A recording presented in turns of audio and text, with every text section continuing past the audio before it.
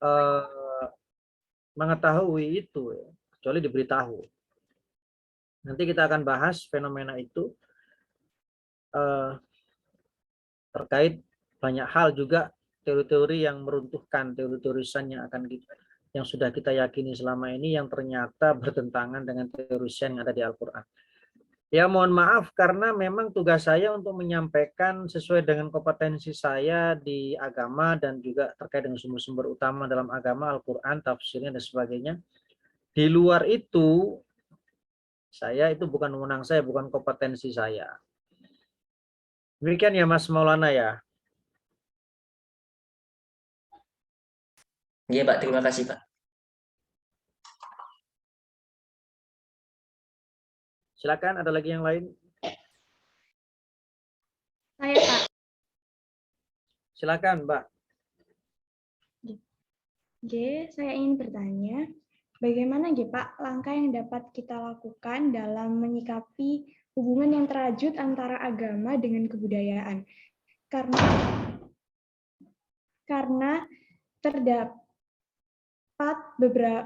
tidak jarang kita temui terdapat beberapa atau sebagian unsur dari kebudayaan itu yang tidak sejalan dengan agama. Begitu Bapak.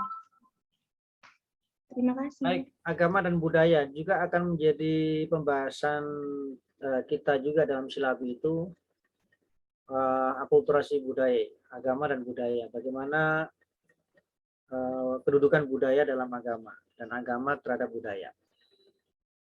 Intinya kan budaya itu kan produk logika manusia ya, kemudian disepakati menjadi sebuah kebiasaan maka menjadi adat. Ya intinya logikalah budaya itu. Tadi sudah jelas bahwasanya agama itu petunjuk logika dan standarisasi kebenaran logika yang diperdebatkan selama ini. Maka jelas bagaimana kalau terjadi pertentangan kita menyikapinya, mana yang lebih kita utamakan sebagai skala prioritas utama acuan kita mengutamakan dan memprioritaskan tentu kebenaran versi yang maha benar yang menciptakannya ya. Tinggal bagaimana kita itu dalam penerapannya bisa bisa menyesuaikan dan saling menyesuaikan antara agama dan budaya. Kalau itu namanya kompromi. Jadi kompromi itu bukan menghilangkan identitas agama, bukan. Tetap identitas agama itu harus kita jaga, sementara yang berkompromi itu adalah adat atau budaya tadi. Nah, karena kedudukan logika itu tetap ya di bawah wahyu, di bawah logika Tuhan, logika manusia di bawah logika Tuhan. Sehingga tahu dirilah, budaya itu sebagai produk logika manusia itu tahu diri kedudukannya di hadapan logika Tuhan. Sebagai yang maha tahu, kita itu jangan kompetisi dalam pengetahuan atau merasa sok tahu atau lebih tahu daripada yang maha tahu. Dan itu juga yang tercermin dalam Pancasila kita. Kenapa? Sila pertama itu ketuhanan, yang kedua itu kemanusiaan. Ya memang begitu skala prioritasnya. Kemanusiaan harus tetap berusaha untuk menyesuaikan diri dengan ketuhanan atau nilai-nilai Tuhan atau hukum-hukum Tuhan. Ya begitulah. Kalau ada budaya yang bertentangan ya harus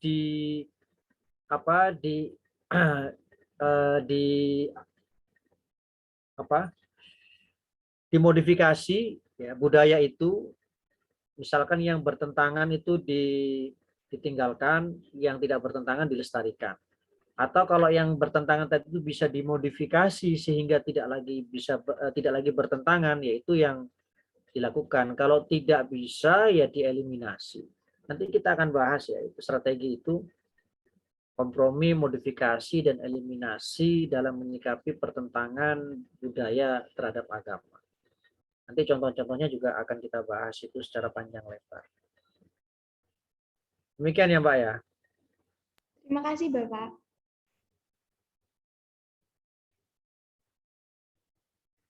Baik, ada lagi yang lain? Pak, izin bertanya Pak. Assalamualaikum. Ya, silakan. Waalaikumsalam. Begini Pak, kan saya dulu pernah Pak, pas ngopi Pak, habis itu ditanyain sama siapa itu, sama seseorang, katanya gini, cara membuktikan akhirat itu gimana, Pak? Gitu, Pak. Apa? Orang itu paham akan Tuhan, Pak. Dia percaya akan Tuhan, tapi dia tidak percaya akhirat, gitu saja, Pak. Oh. Oke. Terima kasih. Ya, percaya terhadap akhirat, percaya Tuhan tapi tidak percaya akhirat gitu ya. Itu bagaimana? Ya, sebetulnya itu satu paket ya. Kalau percaya Tuhan, percaya terhadap apa-apa yang disampaikan oleh Tuhan terkait dengan akhirat dan sebagainya, ya itulah satu keutuhan sebuah kepercayaan. Maka kalau tidak percaya akhirat berarti kan tidak percaya Tuhan juga sebetulnya, karena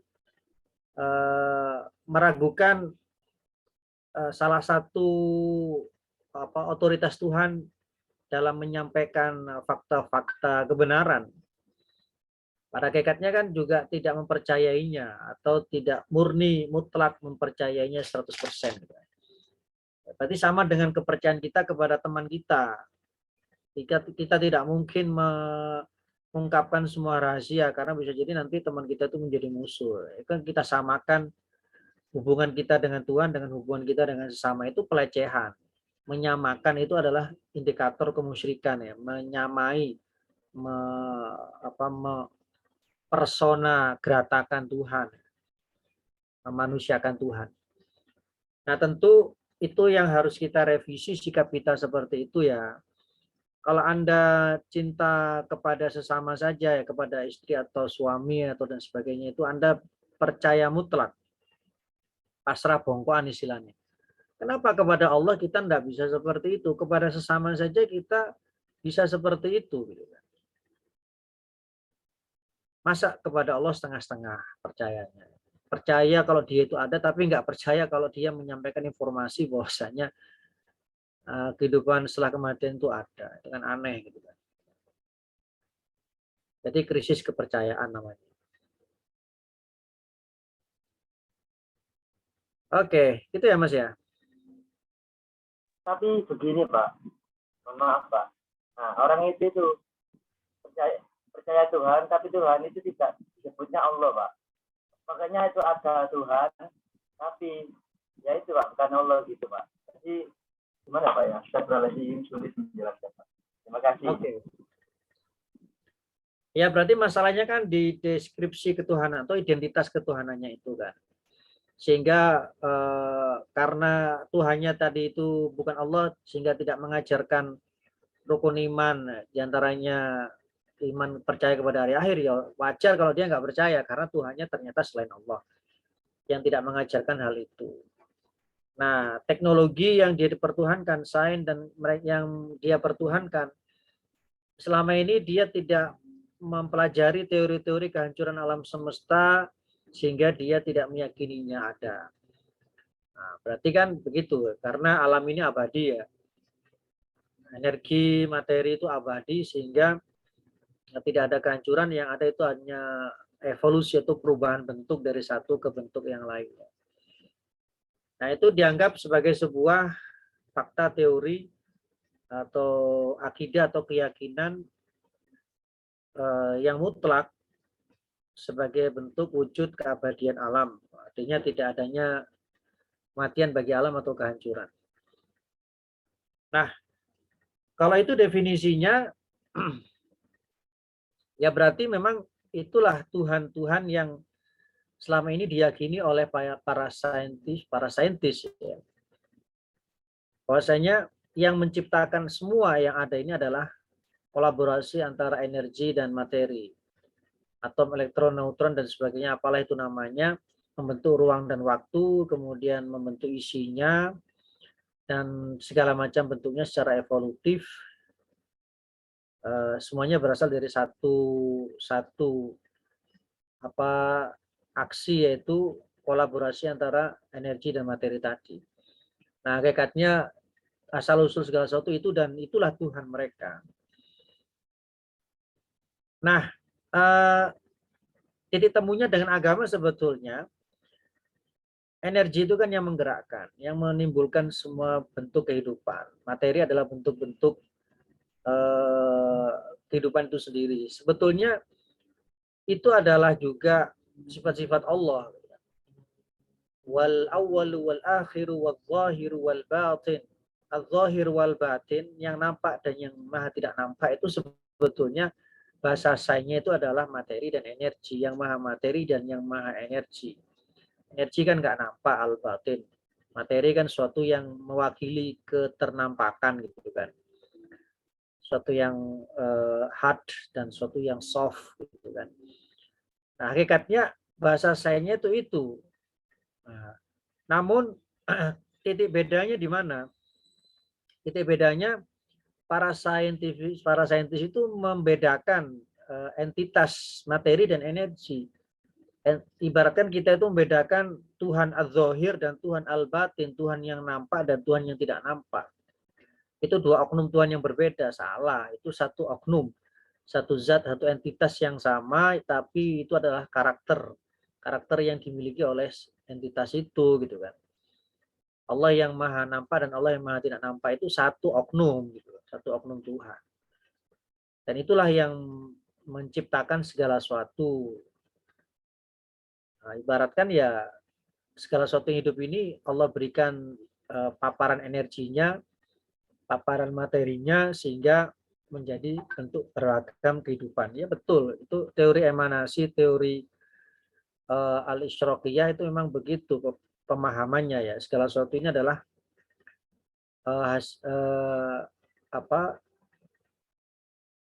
emanasi dari energi dan materi ketuhanan. Namun bukan berarti Allah itu terdegradasi menjadi beragam bentuk ciptaan atau Allah itu berarti memang mengandung susunan-susunan materi-materi dan energi seperti itu. Ya, tidak, bukan berarti begitu ya. Ketika Anda menyalur nyala lilin dari satu lilin ke beberapa lilin, apakah akan mengurangi kualitas api di satu lilin tadi? Kan tidak. Nah, Allah tidak terkurang sedikit pun istilahnya zatnya dengan dia menciptakan beragam ciptaan itu. Ya, begitu ya. Iya, Pak. Alhamdulillah. Terima kasih.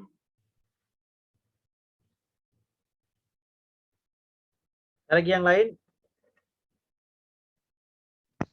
Saya Pak, izin bertanya. Ya, silakan Pak. Bagaimana caranya memperkuat keimanan kita, sedangkan kita itu berada dalam lingkungan non-muslim ataupun lingkungan yang kurang taat terhadap Islam? Terima kasih. Ya, justru itu menjadi motivator utama kita untuk berislam ya. Bukankah Anda akan lebih merasa bangga ya ketika Anda itu soleh sendiri di tengah ketidaksolehan sosial dan individual.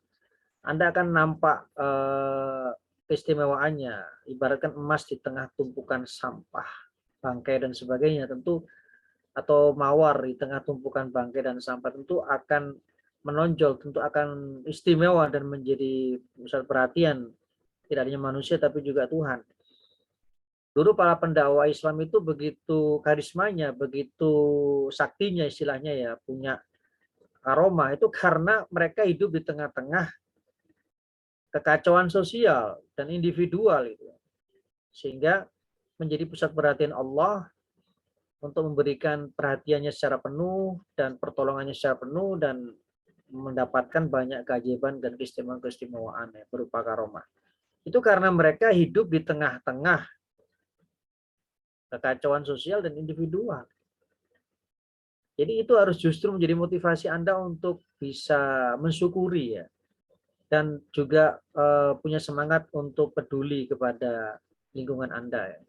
Semangat untuk terus mendalami ajaran Islam, memahami dan berdialog. Dengan dialog itu Anda untuk mencari jawaban dengan mempelajari lebih dalam agama Islam Anda. Karena gini ya, banyak umat Islam itu yang baru sadar akan arti penting agama Islam itu sendiri setelah mereka itu jauh dari komunitas muslim, umat Islam, hidup di minoritas di Eropa, di Amerika, mereka baru merasakan betapa berharganya menjadi umat Islam itu. Gitu. Anda harus begitu ya, sehingga mereka lebih menghargai momen-momen di mana dia itu bisa melakukan aktivitas beragama seperti sholat, puasa. Itu sangat-sangat mahal gitu loh, kesempatan untuk bisa melakukan itu. Sehingga mereka betul-betul menghargai ritual itu, prosesi itu. Nggak seperti di Indonesia yang semuanya sudah begitu, maka ya sholat, puasa ya salah-salah ya, karena memang semua juga begitu, berbeda. Gitu.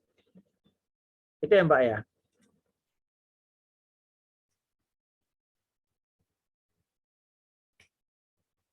Ini Bapak. Ada lagi yang lain?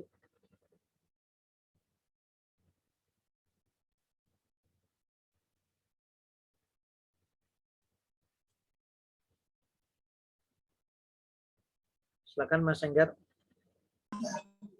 Ya Pak, bagaimana cara kita menyikapi suatu hak hukum agama yang kayaknya itu bertentangan dengan hukum negara gitu Pak, dengan undang-undang gitu Pak.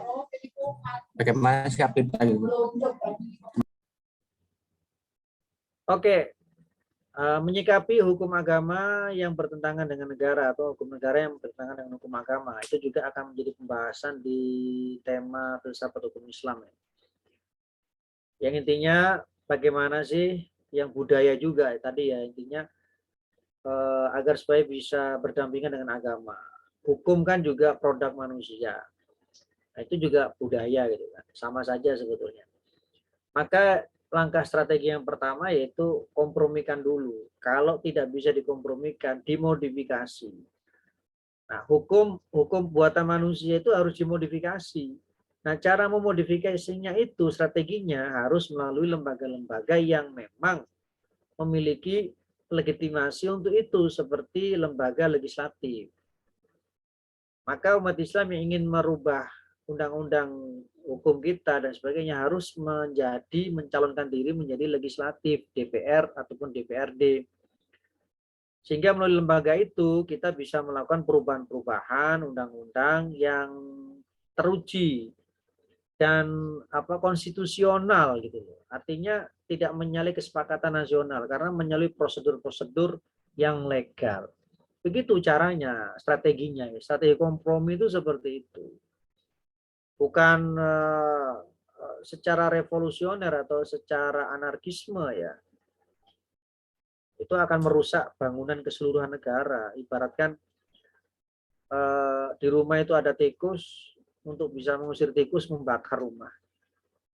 Yang seharusnya kita bisa memasang perangkap tikus atau bisa racun tikus atau bisa mengusir tikus dengan apalah, kucing atau apa gitu kan.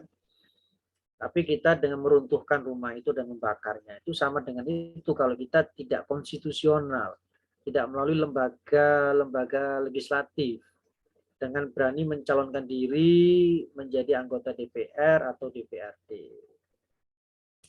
Itu ya Mas ya. Ya Pak. Oke, ada lagi yang lain?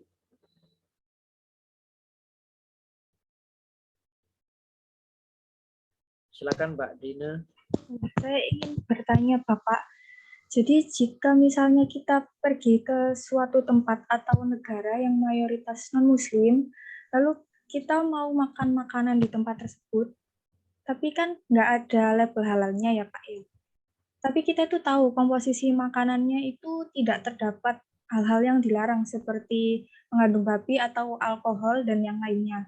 Nah hukumnya itu kita boleh tetap makan atau enggak Pak? Terima kasih. Boleh tetap makan dengan membaca bismillah. Ya sama saja, Anda ke warung itu kan nggak pernah tahu proses penyembelihan ayam goreng yang Anda konsumsi. Kan nggak ada label halalnya juga. Bisa tahu kan dia dibanting ayam, dicektek gitu kan, baru digoreng, atau ayam tiren. Karena itu ayam sudah jelas statusnya ayam bukan babi, maka ya Anda bismillah saja. Boleh. Boleh seperti itu. Kalau kecuali Anda tahu ya prosesnya dan sebagainya, kok tetap mengkonsumsinya, ya itu dosa bagi Anda. Sudah tahu kalau itu ayam tiren, ayam tidak disembelih, tapi Anda tetap pura-pura nggak tahu, itu dosa yang tahu. Ya. Konsekuensi pengetahuan itu beda status hukumnya di depan Allah dengan orang yang tidak tahu. Baik, Itu yang Bapak, Mbak. terima kasih. Iya, Bapak, terima kasih. Oke, ada lagi yang lain? Silakan Mbak Aulia. Baik, Bapak. Sebelumnya saya izin bertanya, bagaimana cara kita menyeimbangkan antara beribadah kepada Allah dan menjadi manusia yang beradab? Karena tidak sedikit kita manusia itu tuh kurang beradab gitu. Ya, terima kasih Mbak Aulia. Iya. Luruskan perspektif orientasi visi misi ibadah kita ya. Bahwasanya keridhaan Allah atau kecintaan Allah terhadap kita itu juga tersemat kepada kecintaan kita kepada sesama. Sehingga kita tidak terlalu ego atau individualistik dalam beribadah ya. Artinya pahamkan dalam diri kita bahwa letak diterimanya amal ibadah kita seperti sholat, itu kalau sholat kita itu membawa kepada perilaku yang peduli, perilaku yang terawasi oleh Tuhan, yaitu soleh ya. Dimanapun, kapanpun, dan walau bagaimanapun. Nah, disitulah makna hakikat ibadah ritual spiritual tadi itu juga bergandengan tangan dengan sosial ya. Inna sholata tanha 'anil fahsya'i wal munkar. Salah satu bukti berfungsinya sholat ya, hubungan sosial kita itu baik dengan sesama. Kita tidak bermaksiat dan selalu senantiasa berusaha untuk taat. Itu bukti kebenaran sholat kita. Bukti diterimanya sholat kita. Bahkan bukti cinta Allah kepada kita dengan sholat kita tadi itu. Nah, contohnya hadis Rasulullah SAW mengatakan, man lam yashkurin nas, lam yashkurillah. Barang siapa yang tidak pandai berterima kasih kepada sesama, maka dia sama saja tidak pandai bersyukur kepada Allah. Itu kan apa? Konsep apa? Kepedulian sosial. Yang membuat Allah peduli itu kalau kita peduli kepada sesama. Yarhamu man fil ardi yarhamukum man fis sama. Kasihlah sesamamu di muka bumi ini, sesama ciptaan, maka Allah akan mengasihimu. Nah, itu artinya kan konsep peduli, lingkungan, sosial, bukan ego sektoral atau ego spiritual ya. Sementing aku selamat dewe, mlebu surga dewe, ya gak nyaman. Anda di surga sendirian, gak ada bidadari, gak ada bidadara, tola-toleh, Adam aja nggak kerasan, harus ada Hawa. Hawa juga demikian, nggak kerasan kalau nggak ada Adam. Rela diusir dari surga asal bersama gitu. Adam dan Hawa. Makna kebahagiaan itu kebersamaan, bukan kepemilikan dan kedudukan. Walaupun kedudukan kita di surga, tapi sendiri buat apa? Anda di rumah fasilitas mewah sendiri, nggak ada tontonan yang menjadi tonton karena Anda hidup sendiri, nggak ada yang disyuting, nggak ada yang dilihat, nggak ada nikmatnya ya, kamar mewahnya sendiri. Itu ya Mbak ya. Oke, Pak. Terima kasih. Baik, ada lagi yang lain?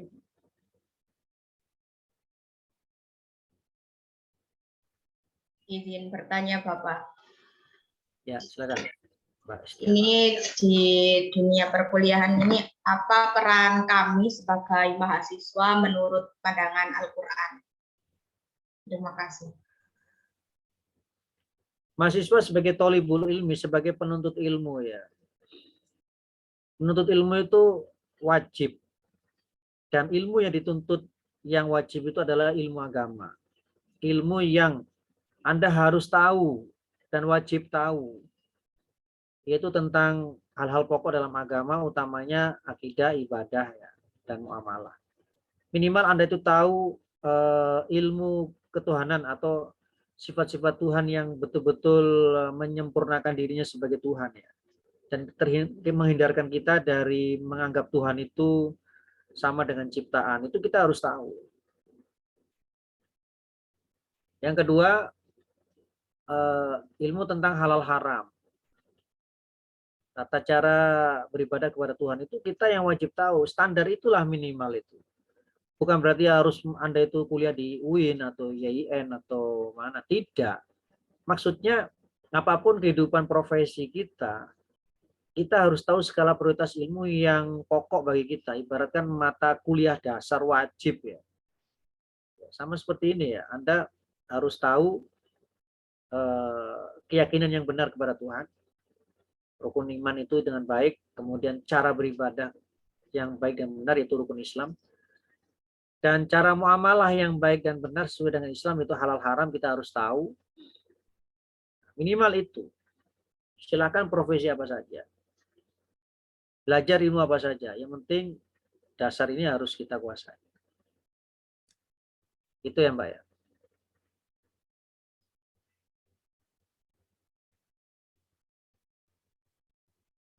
Selanjutnya Mas Billy. Mas Billy lagi. Assalamualaikum Pak, izin bertanya Pak. Waalaikumsalam. Yang saya ketahui kalau seseorang lagi haid itu apa yang protokol dari dirinya itu najis ya Pak ya. Kayak namanya rambut jatuh najis. Nah, terus bagaimana Pak? Apakah halal Pak ketika ayam betina haid dimakan?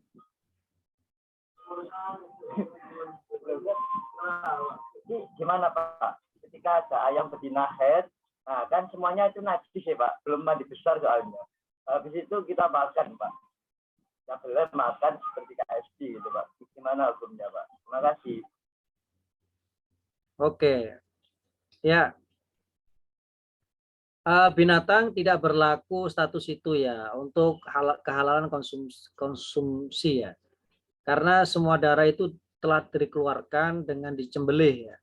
Darah kotor dan sebagainya itu sudah dikeluarkan sehingga tidak meracuni daging yang akan kita konsumsi, sehingga melalui proses itu binatang ternak sembelihan itu halal untuk dikonsumsi apapun kondisinya. Kalau sudah diperlakukan dengan cara seperti itu, maka halal. Nah, bahkan janin hewan yang ada dalam rahim induknya, ketika induknya disembelih, maka janin itu tanpa disembelih sudah halal karena darahnya sudah ikut keluar bersama induknya tadi. Sehingga ibaratkan janin tadi itu ya sudah organ tubuh dalam bagi binatang yang disembelih tadi, sehingga tanpa disembelih pun jadi halal. Jadi istilah haid bagi hewan itu kok saya baru dengar. Mungkin bisa dijelaskan oleh Mas Billy sendiri mekanismenya seperti apa gitu. Berapa sih? Oh, enggak tahu juga. Wis foto. Terima kasih Pak, sangat memuaskan jawabannya. Oke. Kemudian tadi ya rambut wanita yang gugur, yang rontok ketika masa haid. Bagaimana menyikapinya? Memang etikanya sesuai dengan kemampuan sajalah sebagai formalitas. Jadi mana-mana rambut yang kita ketahui, yaitu saja yang dikumpulkan untuk kemudian dicuci, baru kemudian dibuang atau dikubur dan sebagainya, atau dibakar juga nggak masalah. Bagi rambut yang nggak ketahuan kemana rontoknya nggak usah dicari. Nggak, itu bukan suatu taklif, suatu beban, kewajiban yang wajib mutlak, tidak. Itu etika saja.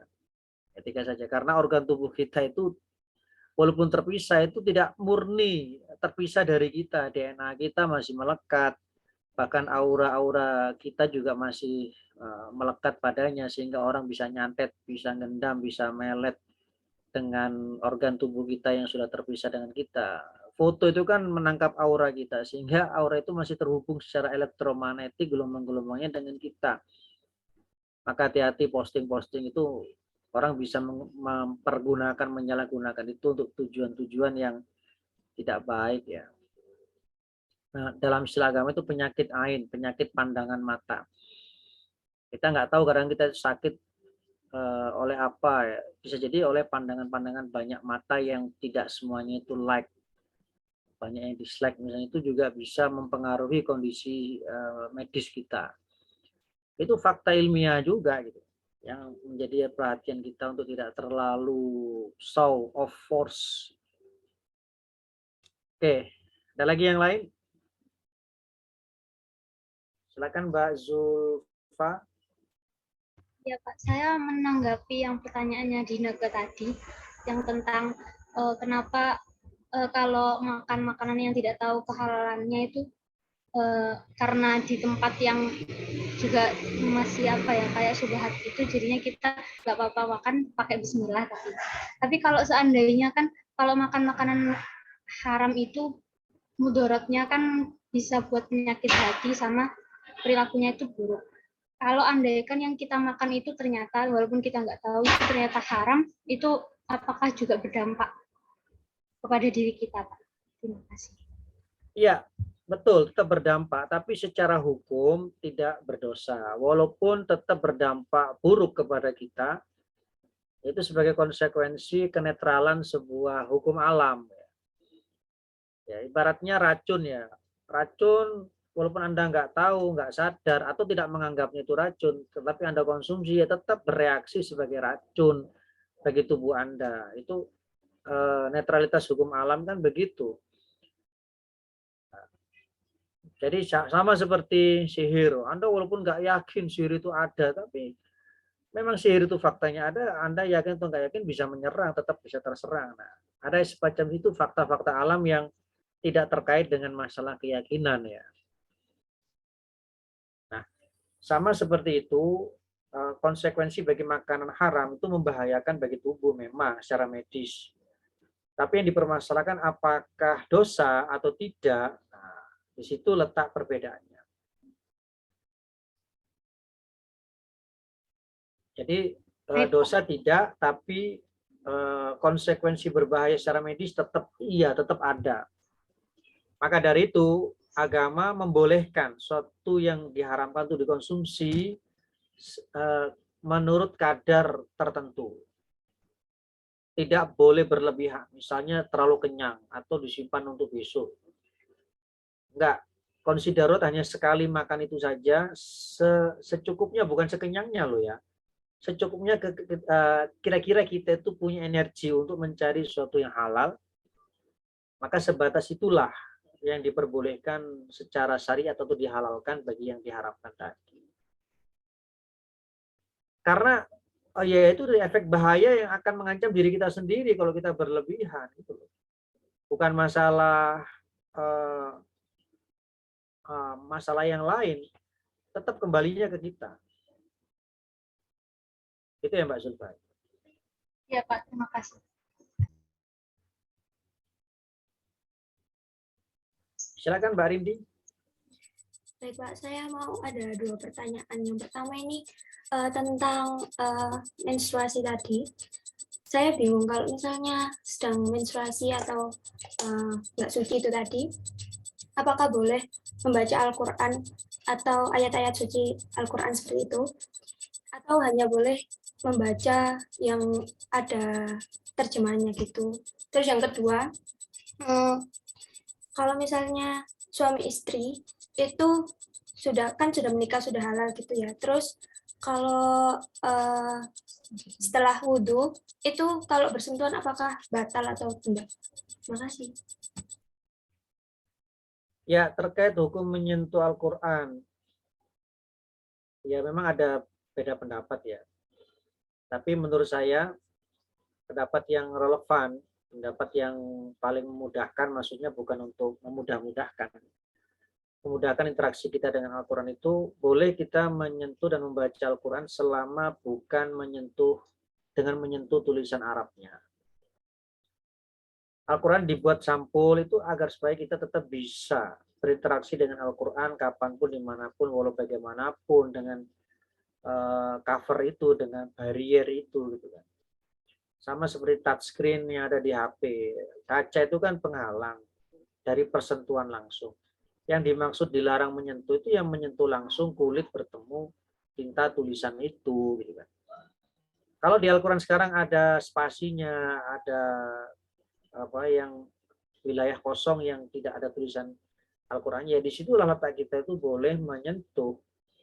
Dan itu bukan Al-Quran, walaupun itu satu rangkaian dengan Al-Quran. Yang dinamakan Al-Quran itu ya tulisan Arabnya, gitu. Nah, kalau spasinya itu dinamakan dengan Al-Quran, berarti kan Al-Quran itu kosong, suatu ruang hampa. Kan berbahaya kalau mengatakan demikian. Walaupun satu rangkaian, walaupun itu covernya Al-Quran, tapi tetap bukan Al-Quran. Maka Al-Quran yang betul-betul Al-Quran itu ya tulisan Arabnya itu. Boleh menyentuh tanpa wudhu covernya, Al-Quran yang bercover, Al-Quran yang ada touchscreen-nya di HP, boleh membacanya kapanpun kondisinya, ya. Itu hukum yang saya kira itu pendapat yang lebih objektif ya dalam menyikapi Al-Quran. Tapi ya tidak perlu kita menyalahkan orang yang berhati-hati, orang yang memuliakan cover Al-Quran karena Al-Qurannya, ya monggo saja silahkan. Tapi jangan menyalahkan, mengharamkan orang yang tidak menyentuh Al-Quran tulisan Arabnya ketika berhadas kecil ataupun berhadas besar, untuk tetap bisa berinteraksi dengan Al-Quran. Misalkan Anda baca kaligrafi yang tertempel di tembok, Anda membacanya dalam hati atau dengan lamat-lamat di bibir, boleh nggak? Kondisi hati tetap boleh. Sama seperti itu. Sama juga orang yang hafal Al-Quran, yang di otaknya itu ada hafalan Al-Quran, apakah haram menyentuh kepalanya sendiri ketika haid? Kan kepala, otak, tengkorak itu, rambut itu kan cover ya, boleh-boleh saja. Selama tidak dibuka otaknya, diaktifkan hafalannya, itu kan tidak berlaku hukum itu. Apakah orang yang hafal Al-Quran dilarang masuk kamar mandi karena di otaknya ada Al-Quran? Ya, kalau ada penitipan kepala sih nggak apa-apa. Ya, tetap boleh masuk kamar mandi, yang penting nggak diaktifkan hafalannya di dalam kamar mandi, gitu kan? Bukan berarti nggak boleh masuk kamar mandi. HP juga begitu, boleh yang ada Al-Qurannya bawa kamar mandi. Yang penting nggak diaktifkan aplikasinya. Daripada hilang di luar. Nah, gitu ya Mbak ya. Iya Pak. Yang pertanyaan yang kedua Pak. Apa tadi? Seseorang yang sudah